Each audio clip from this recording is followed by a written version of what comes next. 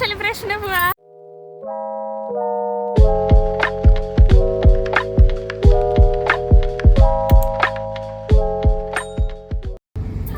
അപ്പോൾ ഞങ്ങൾ Glasgow central സ്റ്റേഷനിൽ പോയിട്ട് അവിടെ നിന്ന് ക്യാമ്പസ് ലങ്കിൽ പോകും. എന്നിട്ട് അവിടെ എത്തിയിട്ട് ഞങ്ങളുടെ ഓണം പരിപാടികളൊക്കെ കാണിച്ചു തരാം കേട്ടോ.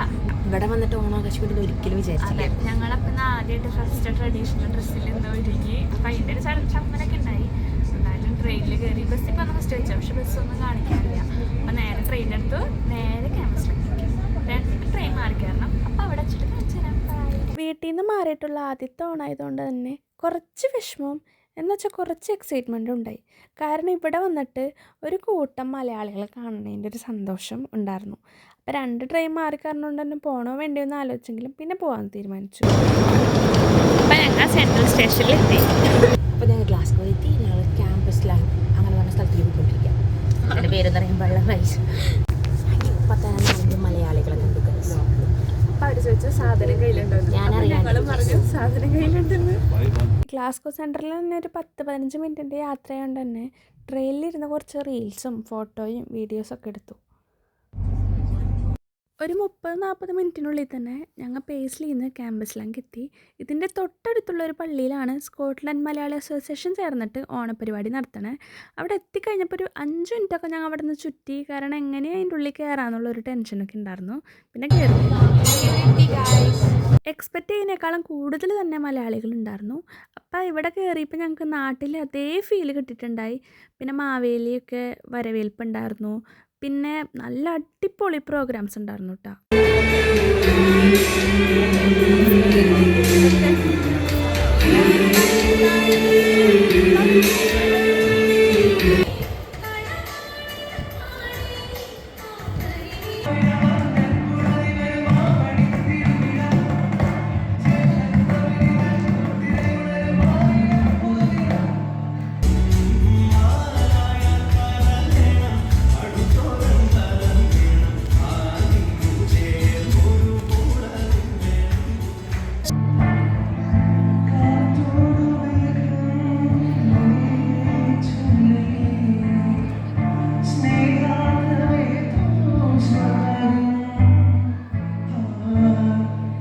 അങ്ങനെ കുറച്ച് പരിപാടികളൊക്കെ കണ്ട ശേഷം മെയിൻ കാര്യത്തിലേക്ക് അങ്ങോട്ട് കിടന്നു.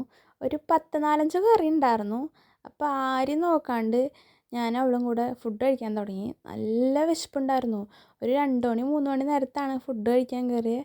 അപ്പോൾ നല്ല സന്തോഷമുണ്ടായി, നല്ല വിശപ്പുണ്ടായി. സ്നേഹമുള്ള ഫുഡ് എങ്ങനെ ഉണ്ടായി? കുഴപ്പമില്ല. പായസം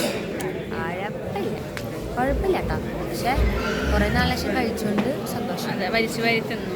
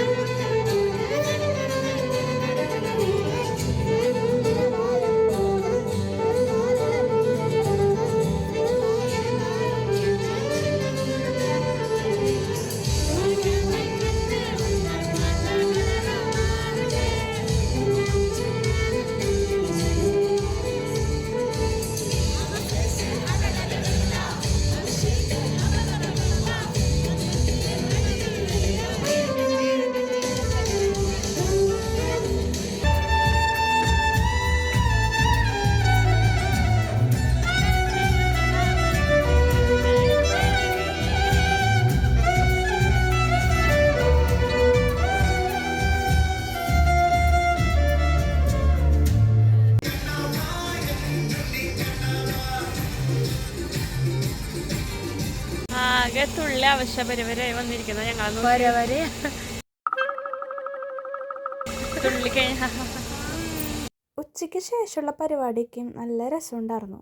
പിന്നെ ഞങ്ങൾ DJ ഒക്കെ കഴിഞ്ഞ് തുള്ളി മറിഞ്ഞ് അവസാനം ട്രെയിൻ കയറി പേസ്ലിയിലെത്തി. ഇനി പേസ്ലി സെൻറ്ററിൽ നിന്ന് കുറച്ച് ഒരു 10-15 മിനിറ്റ് വീട്ടിലേക്ക് നടക്കാണ്ട്. പരിപാടികളൊക്കെ കഴിഞ്ഞു.